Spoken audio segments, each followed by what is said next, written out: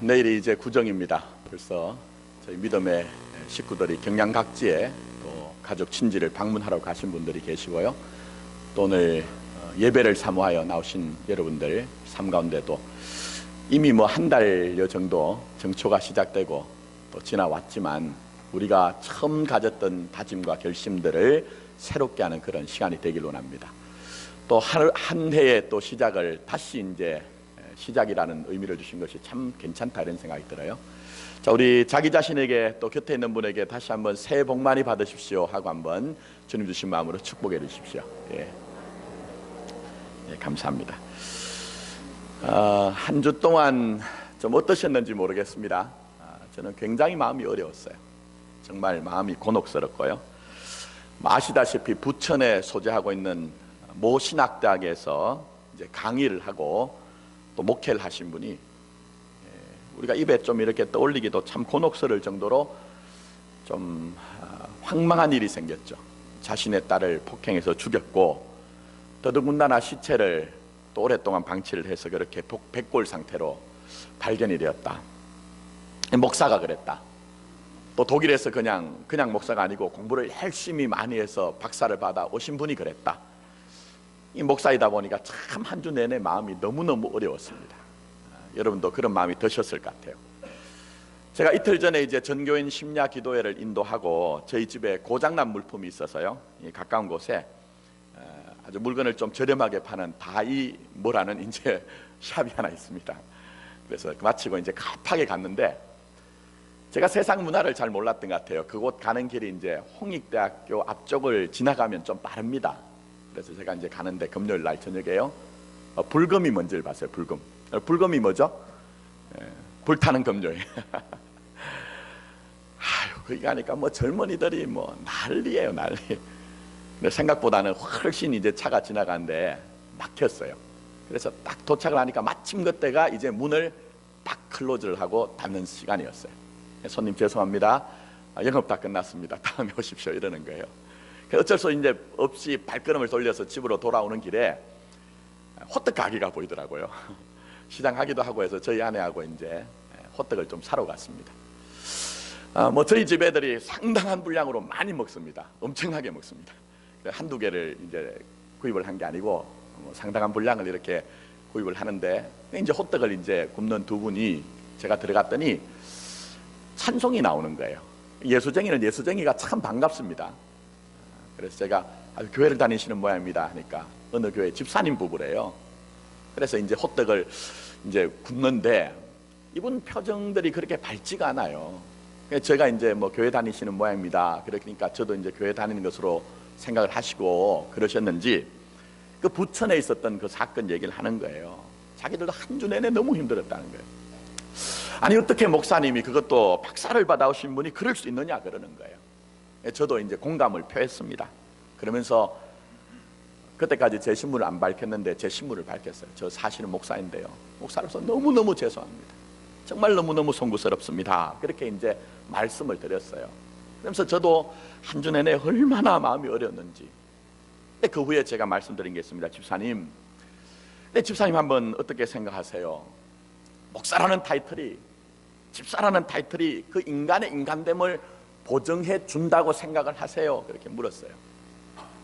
그러니까 갸우뚱하더라고요. 그래서 제가 다시 얘기를 합니다. 집사님, 목사라는 타이틀, 집사라는 타이틀 때문에 저도 힘들고 집사님도 힘들고 세상의 모든 사람들이 교회를 향해서 지금 비난의 화살을 던지잖아요. 근데 그 놀람과 당황과 경악스러움 속에서는 목사는 뭔가 나와는 좀 다를 거야, 박사를 받은 사람은 뭔가 좀 다른 사람일 거야 라는 환상이 있지 않느냐고. 근데 그건 착각인 것 같아요, 오해인 것 같아요. 근데 이분들이 깜짝 더 놀라는 거예요.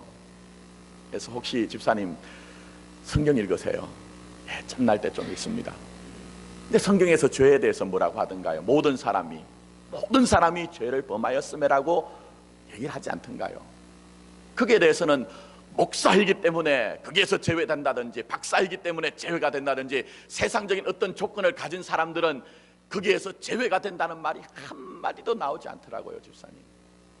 그래서 목사란 타이틀 박사라는 타이틀, 세상의 조건이 인간의 인간됨을 절대로 보장을 해주지는 못하는 것 같아요. 그래서 제가 또 얘기를 했습니다. 그리고 한 주 내내 제가 곰곰이 제가 생각을 해보니까 저에 대해서 생각을 해봤습니다.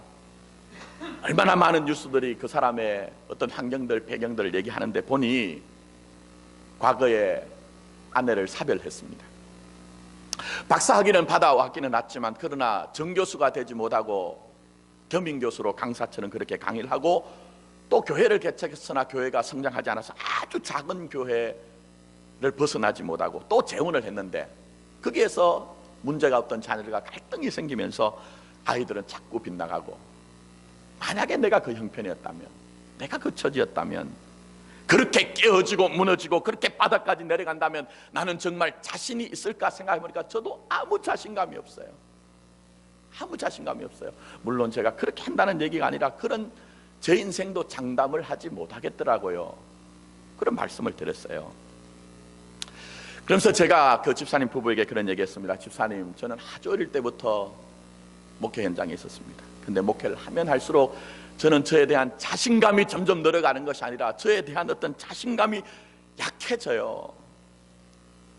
오히려 목회를 하면 할수록 내 안에 선한 것이 하나도 없다는 어떤 느낌들이 들어와요. 그러면서 더욱더 예수님과 그의 십자가를 붙들어야 되겠다는 생각이 얼마나 간절해지는지 몰라요. 이런 말씀을 드렸어요. 여러분 어떻게 생각하십니까? 예수님과 그의 십자가를 제외하고 신자가 목사라는 타이틀, 박사라는 타이틀, 세상의 어떤 조건들, 그것 가지고 혼자 스스로 설 수 있다고 생각하세요? 만약 그런 가능성을, 여러분이 일말의 어떤 가능성을 생각하신다면 성경은 절대로 아니다. 그건 오해와 착각이라고 분명히 밝히고 있는 것입니다.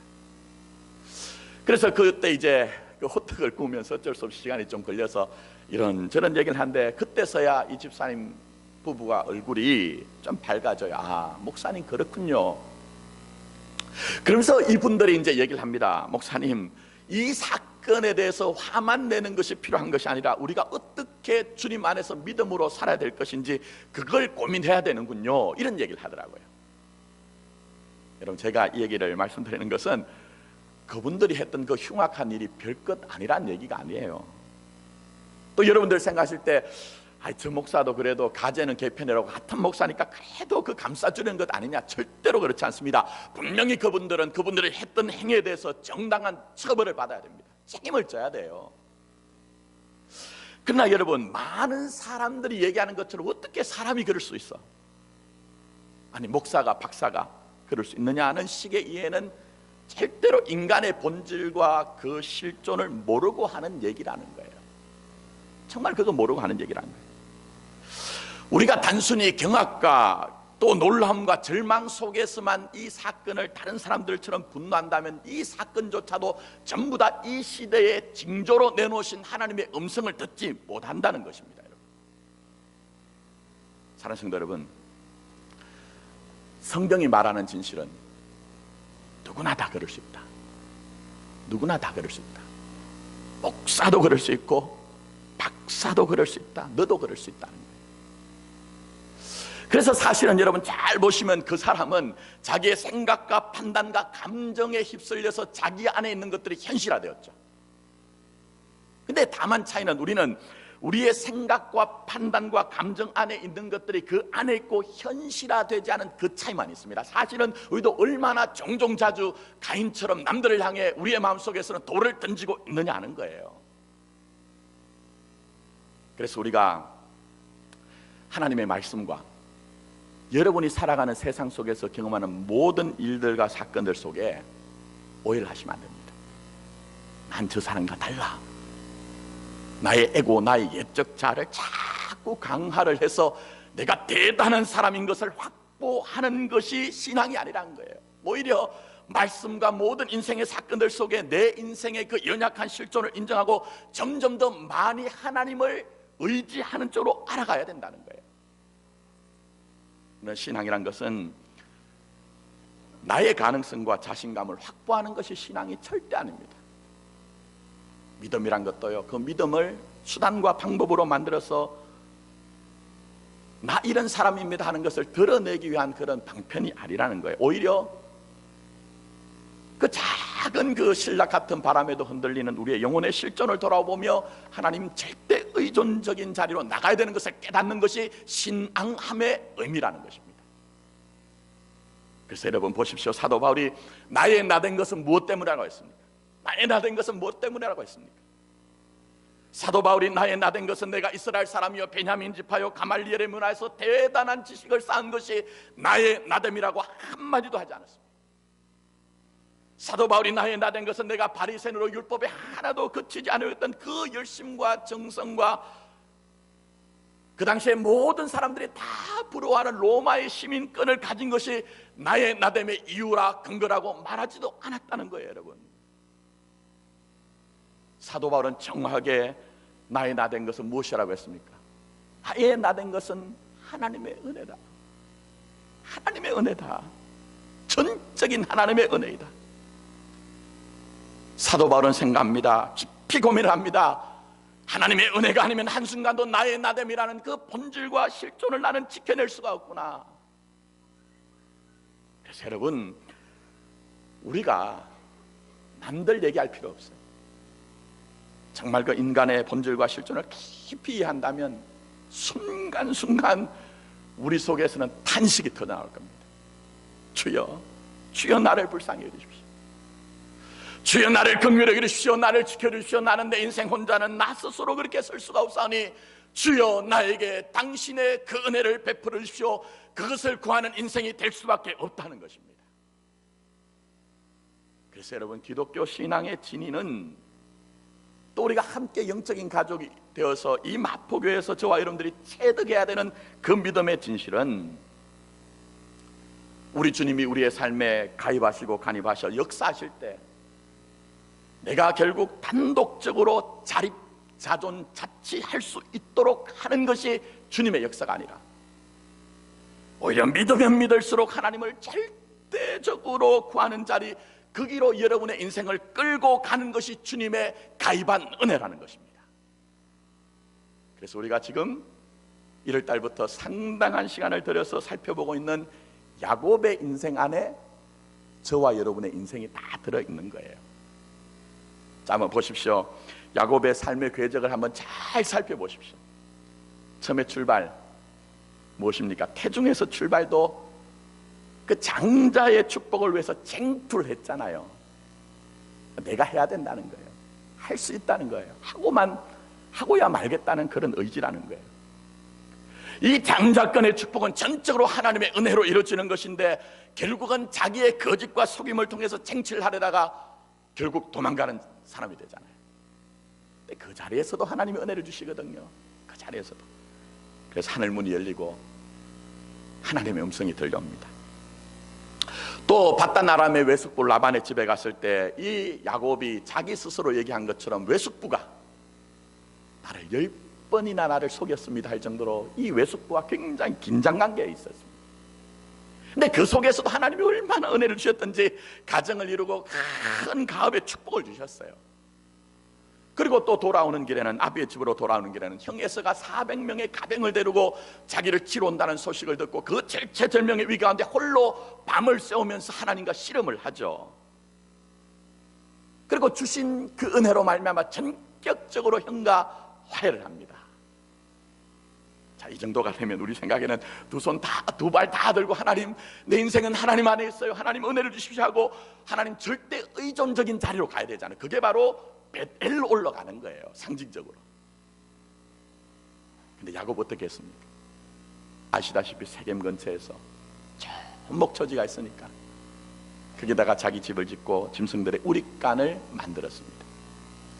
물론 집을 짓거나 우릿간을 만드는 행위 자체가 죄악이라는 얘기가 아닙니다. 그러나 여기서 상징적으로 얘기하는 것은 이 야곱은 자기 인생의 건축자가 자기가 되어서 내가 지금 하나님과 전혀 상관없이 내 판단과 내 계획과 내 희구를 이루기 위해서 그것 쟁취하려고 노력하는 자의 그 상징적인 모습을 보여주는 거예요.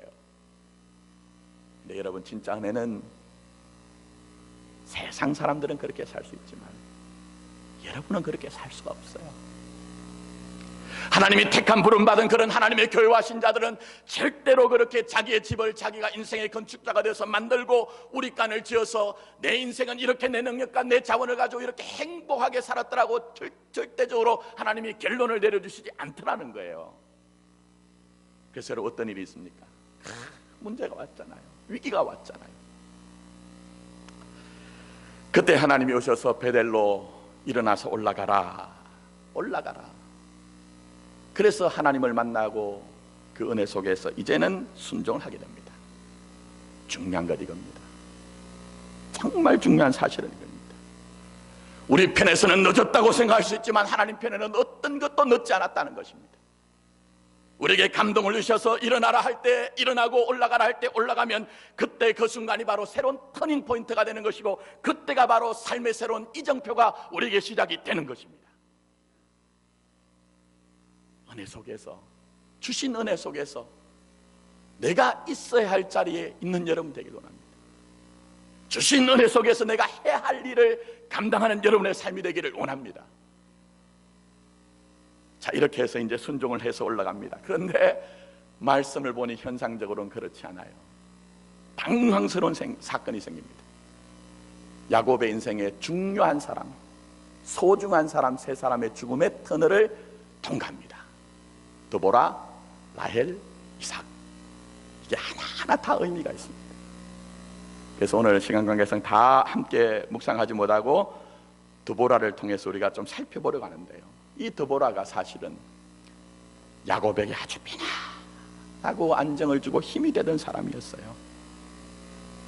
그러니까 오늘 여기에 나타나는 이 세 사람은 하나님과의 연합에 있어서 내게 힘이 되고 유익이 됐지만, 정말 우리가 하나님과의 그 연합, 내가 네 안에 네가 내 안에라는 그 연합을 이루기 위해서는 우리가 편안하고 힘이 되고 능력이 되는 것조차 끊어내야 되는 모든 것들의 총화가 이 세 사람의 모습으로 드러난다는 것입니다. 여러분, 한번 생각해 보세요. 내가 정말 수치스럽고 오욕스럽고 불편한 것은요, 누구나 다 끊어내야 된다고 생각합니다. 그 자체가 하나님과의 방해가 된다고 생각을 해요. 그러나 때때로 내게 편안하고 안정이 되고 힘이 되는 것도 하나님과의 관계를 방해할 수 있다는 사실을 생각을 못 하시더라고요. 여러분,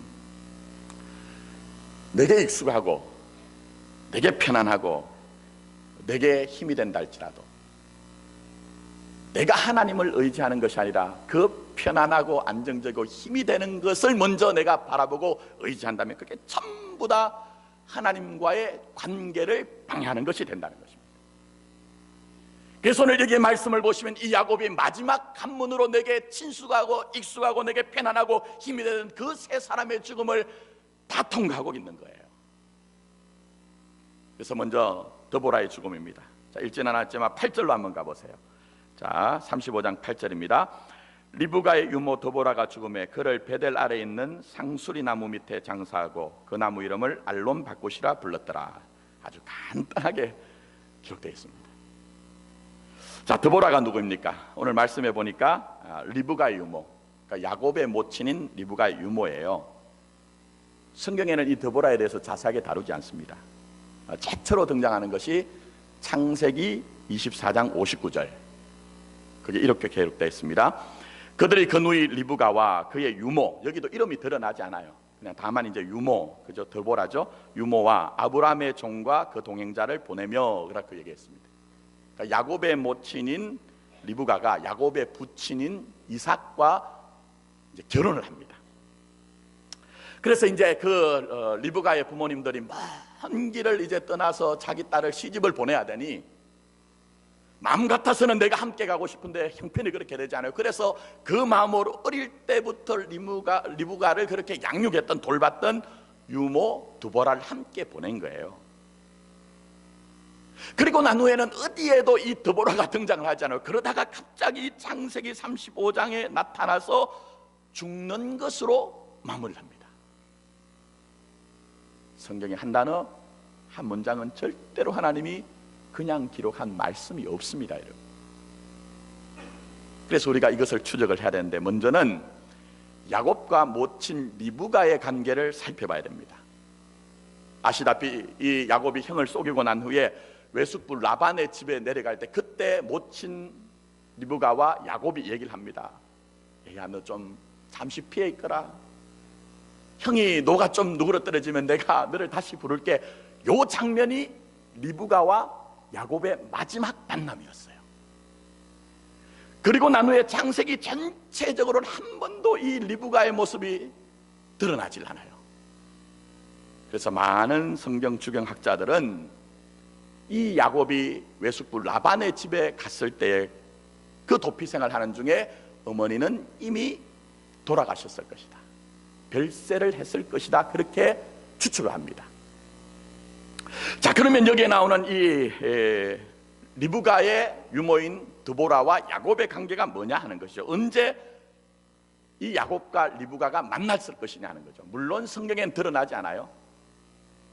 그래서 그런 추측 속에서 두 가지 가능성을 생각합니다. 하나는 드보라가 죽을 때 자기의 사랑하는 아들을 자기의 그 형제인 라반의 집에 보내놓고 늘 근심하고 노심초사하면서 그 아들이 걱정이 되어서 자기 유모에게, 유모, 내가 사랑하는 저 자식을 지금 저기에 내가 보내놓고 내가 늘 걱정했잖아. 그런데 이제 내 생명의 수완이 연한이 다 했으니 내가 돌볼 수 없으니 유모가 가서 내 자식을 좀 돌봐주세요 했을 가능성이 있다는 거예요. 또 하나의 가능성은 외숙부 라반의 집에서 이 가나안 땅에 돌아왔을 때, 세겜 땅에 머물 때, 그때 이 리브가의 유모인 드보라가 야곱을 찾아왔을 가능성이 있다, 이렇게 얘기를 합니다. 어쨌든 우리는 그 사건들 속에서, 그 우리가 추측 속에서 모친을 잃었던 이 야곱에게 드보라는 어떤 의미가 있을까? 사실은 어머니의 유모였던 드보라는 정서적으로는 자기의 외할머니, 외조모와 같은 너무나 친숙한 존재예요. 또 더 나가서는 내가 내 모친을 잃었기 때문에 정서적으로 어떤 면에서 내 어머니 같은 존재가 여기에 나타나는 드보라는 거예요. 그러니까 얼마나 친밀하고 친숙했겠느냐 하는 거예요. 근데 오늘 말씀에 짧지만 보니까 이 드보라가 죽었습니다. 그래서 베델 아래에 있는 상수리 나무 밑에 장사를 했는데 그 나무의 이름을 알론 바굿이라고 했습니다. 알론 바굿의 이름의 뜻은 통곡의 나무란 뜻이에요. 통곡의 나무.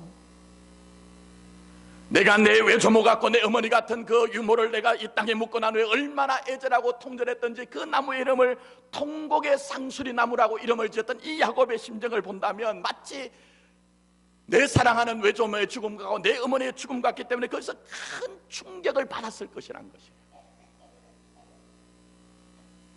내가 힘들 때마다, 내가 외로울 때마다 그렇게 기댈 수 있는 내 외할머니 같은, 내 어머니 같은 그분을 잃었을 때 그냥 단순히 지나가는 사건이 아니라 영혼이 흔들리는, 실존이 흔들리는 가슴 아픈 사건이었을 것이라는 것입니다. 그래서 그는 어떤 면에서 허전하고 공허함이 밀려왔을 거예요. 고독이 밀려왔을 거예요. 그의 삶의 전체가 흔들리는 그런 경험을 했을 것입니다. 그러나 중요한 것은 이때서야 내 도움과 의지가 누구신가 하는 것들을 처절하게 깨달았다는 것입니다. 여러분, 역으로 보면 내가 그렇게 기대고 내가 정서적으로 친밀했던, 내게 의지가 되었던 드보라가 죽었을 때 그 영혼의 고독 속에서 내 영혼과 마음이 가난한 영혼이 되어서 하나님, 그렇습니다, 이제는 내게 안정이 되고 내게 편안하고 내게 친밀감을 주던 그 드보라가 죽으셨는데, 돌아가셨는데, 하나님, 이제는 하나님만이 나의 도움이십니다, 하나님만이 나의 안전이십니다는 그 고백이 그의 심령 속에서 터져 나왔을 것이라는 것입니다. 사랑하는 성도 여러분, 이 야곱의 인생 안에 교회와 신자가 있는 거예요. 잘 한번 여러분 보십시오. 하나님이 때때로 우리에게 가입하셔서 하나님의 은혜를 베푸실 때 사실은 때로는 마지막까지 우리가 붙들고 있는 거 있잖아요. 고집스럽게 그 탯줄을 붙들고 있는 것처럼 그런 것들을 끊어놓으실 때가 있습니다. 때로는 내게 안정이 되고 편안함을 주는 것을 잘라내시고 신자인 우리의 인생에 너의 진짜 의지와 도움이 누구신가 하는 것들을 나타내실 때가 있다는 것입니다. 그래서 여러분, 그것을 불편한 것으로만, 억울한 것으로만, 안타까운 것으로만 받아들이지 않기를 원합니다.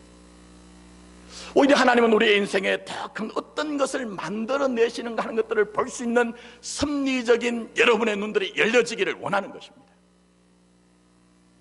그래서 보십시오, 결론이 이것으로 끝나지 않잖아요. 하나님의 목적은 그게 아니라니까요, 여러분. 이 야곱이 그 아픔과 상실과 통곡의 과정을 지나자 하나님을 다시 만납니다. 하나님을 다시 만납니다. 그래서 우리의 인생에도 우리가 지금까지 내가 유교로 삼고 힘과 능력으로 삼았던 것이 죽을 때에, 그때 진짜 하나님을 만날 수가 있는 것입니다. 자, 보십시오.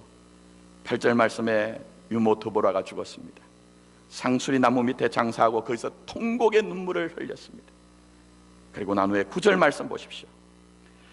야곱이 바단 아람에서 돌아오매 누구를 다시 만났죠? 하나님을 만난 거예요. 진짜 하나님을 인격적으로 만난 거예요. 내게 안적이 되고 내게 힘이 되고 내게 능력이 되었던 그 친숙한 사람의 죽음이란 것을 통과하고 난 후에 하나님을 인격적으로 다시 만나고, 그 하나님은 너의 이름을 이제는 야곱이 아니라 이스라엘이라, 너를 이긴 자이며 약속 속에 살아가는 자는 그 약속을 다시 한번 확인을 해 주신 것입니다. 그래서 우리가 이 자리까지 끌려온 야곱의 모습 안에 우리 교회와 여러분의 인생이 있는 것입니다. 잘 한번 보십시오. 내게 힘이 되고 내가 안정이 되고 편안하던 것들, 내 편에서는요, 그거 빼앗기고 상실하면 안 될 것 같은 것들, 근데 하나님이 그것을 붙들 수 있도록 하는 자리가 아니고요, 어떤 면에서는 오히려 우리가 그것을 놓아야 하는 자리로 교회와 신자를 밀어내시는 경우가 있잖아요. 그런 경우가 있잖아요. 그런데 놀라운 것은 이때가 여러분이 진짜 하나님을 만날 때라는 거예요. 내가 그동안 하나님의 음성을 들을 때 그냥 귀로만 들었던 그 하나님의 음성, 그 하나님의 그 인격적인 모습을 내 눈으로 보면서 그 말씀이 남들이 내게 준 그 말씀이 아니라 나에게 주신 하나님의 살았고 생명력 있는 말씀으로 바뀌어지는 순간이 바로 그 순간이라는 것입니다. 그래서 여러분, 우리 지금까지 다 그런 것들 지나왔잖아요. 우리 공동체, 저는 여러분보다 더 짧게 경험했지만 여러분 다 그런 것들 지금 경험하시면서 체득하면서 이 자리에 오셨거든요. 또 여러분 지금 다 은혜 속에서, 제가 여쭤보면 어떻게 지내십니까? 분명히 그렇게 말씀하실 거예요. 괜찮아요, 은혜 가운데 있어요. 그러나 다 속에는요, 돋는 슬픔이 있어요, 아픔이 있어요. 내가 원했는데 그거 잃어버린 것도 있을 거예요. 그러나 중요한 것은 그것이 결론이 아니라는 것입니다. 그게 결론이 아니라는 거예요. 바로 이때가 하나님을 본격적으로 만날 때이며, 정의의 반대는 불의가 아니라 바로 의리라는 말처럼 세상의 육적 자를 따라서 우리가 붙들고 있던 인간의 그 정리에 대해서 우리가 좌우되는 인생이 아니라 하나님의 말씀에 끌려가는 인생, 하나님을 절대적으로 의존하는 그 야곱이 아니라 이스라엘을 만들어 놓는 것이 하나님의 뜻인 것입니다. 여러분, 정말 이 하나님의 섭리와 경륜을 신뢰하셔야 됩니다. 하나의 사건에 일희일비하는 것이 아니라, 하나님이 우리 교회와 우리 인생을 그렇게 만들어내시고 하는 것들에 대한 눈들이 열려지셔야 된다는 것입니다. 이제 말씀을 맺습니다. 철학의 조상이 계시죠. 사람들은요, 뭐든지 자꾸 이제 이름을 갖다 붙이길 좋아해요. 그래서 저희 아내는 음악을 전공했는데, 음악의 어느 날 저보고 음악의 아버지가 누굽니까? 음악의 어머니가 누굽니까? 제가 잘 모르잖아요. 인문학을 했는 사람이니까. 그것도 모르시냐고. 사람들은 자꾸 뭐든지 규정 짓고 카테고리를 만들고 또 그 사람에게 어떤 정의를 내려갑니다. 그러나 그건 정확한 건 아닙니다. 정확한 건 아니에요. 여러분이 저를 보신 거나 제가 여러분을 보신 것이 정확하지 않을 수가 있어요. 다만 이제 대표적으로 상징하는 것이죠. 그런데 이 철학의 아버지라는 사람이 누굴까요? 탈레스라는 사람입니다. 탈레스, 근데 이 사람이 어느 날 있는데 한 사람이 왔어요. 선생님은 대단한 철학자가 아니십니까? 세상의 원리를 다 꿰뚫고 있는 분 아닙니까? 일체 원리를 아시는 분 아닙니까? 그렇다면 세상에서 제일 어려운 것이 무엇입니까? 물었어요. 그랬더니 반박에 이 탈레스가 대답하기를 자기를 아는 일일세 얘기했다는 거예요. 자기를 아는 일.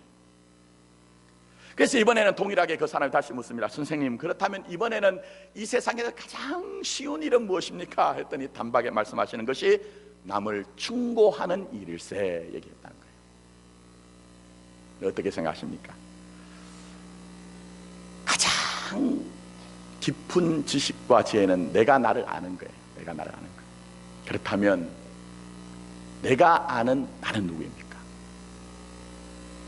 내가 아는 나는 누구냐 하는 거예요. 내가 아는 나의 진실은 무엇이냐 하는 거예요. 세상의 모든 가치관과 철학들처럼 너 혼자 얼마든지 단독적으로 설 수 있다는 대단한 사람이 될 수 있다는 그 헛된 가치관과 철학들 속에서 우리가 여전히 야곱의 자리에 머물면서 나 그런 사람이 되어야 합니다라고 고집과 아집 속에 있다면 아직도 우리는 먼 것입니다. 그러나 오늘 우리가 이 본문에 나오는 사건을 통해서 또 일어나는 이 시대의 징조적인 일들을 통해서 나 자신을 정확하게 알기를 원합니다. 나의 진실을 알아가기를 원합니다. 주님 없이는 우리의 존재와 우리의 모든 실존은 아무것도 아닙니다. 주님, 내 능력으로 그렇게 발버둥을 치며 살아봤지만 내 인생이 얼마나 흔들린지 나는 이제는 알았습니다. 이제는 주님만 의지하겠습니다. 나 주님 안에 있는 인생이 되기를 원합니다는 그 소원이 여러분들 안에 터져나오기를 원하는 것입니다. 그래서 여러분, 때로는 하나님이 하나님과 연합됨이란 것을 이루기 위해 우리에게 익숙한 것들과 결별시킬 때가 있습니다. 오히려 내게 힘이 되고 안정이 되고 능력이 되는 것들 끊어낼 때가 있을 것입니다.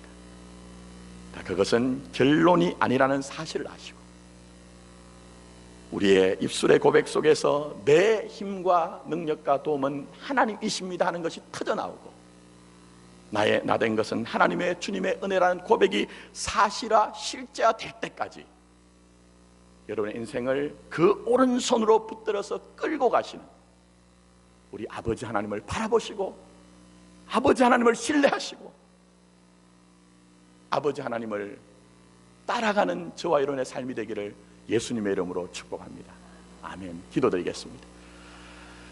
세상에 일어나는 일들이 어떻게 이렇게 엄청난 일인지 도무지 이해가 안 됩니다. 그러나 우리가 세상의 가치관과 철학이 아니라 이 하나님의 말씀 앞에 돌아와 일어나는 일들조차 말씀의 눈으로 보면 모든 인생은 다 그럴 수 있다. 하나님 없는 인생은 그럴 수 있다는 것을 우리에게 말씀하고 있습니다. 주님, 원하옵기는 겉모양으로 예수가 이루어진 자가 아니라 그 속 사람이 예수로 이루어진 자가 되기 위해서 때로는 우리의 삶에 이 야곱처럼 드보라를 그렇게 하나님께서 데려가고 또 하나님께서는 그의 삶을 통해서 오히려 이러한 통곡의 강을 건너갈 때에 내게 익숙하던 것, 내게 힘과 능력이 되던 것들이 진짜 힘과 능력이 아니라는 사실을 알고 하나님만을 힘과 능력으로 삼았던 야곱처럼 우리의 인생을 그렇게 만든다고 말씀하고 있사오니 주님이 영적 사실을 인정하게 해주십시오. 영적 사실을 우리가 깨닫게 해주십시오. 그래서 우리 교회와 여기에 머리를 조아린 모든 신자들은 때로는 현상적으로 아픈 일도 있고 고달픈 일들도 있으며 눈물 나는 일도 있다 할지라도 이제는 내가 너를 내 영 속에서 너를 만나길 원한다는 하나님의 음성을 듣게 하시고 너의 인생은 야곱처럼 그렇게 고집스러운 인생이 아니라 말씀 안에서 말씀으로 완성이 되어진 이스라엘이라고 말씀하시는 주님의 원대한 계획 속에서 그 주님을 신뢰하고 의뢰함으로 말미암아 주님과 함께 동행하는 동가는 믿음의 삶이 되어지게 하여 주시옵소서. 이 모든 말씀 예수님의 이름으로 기도드립니다. 아멘.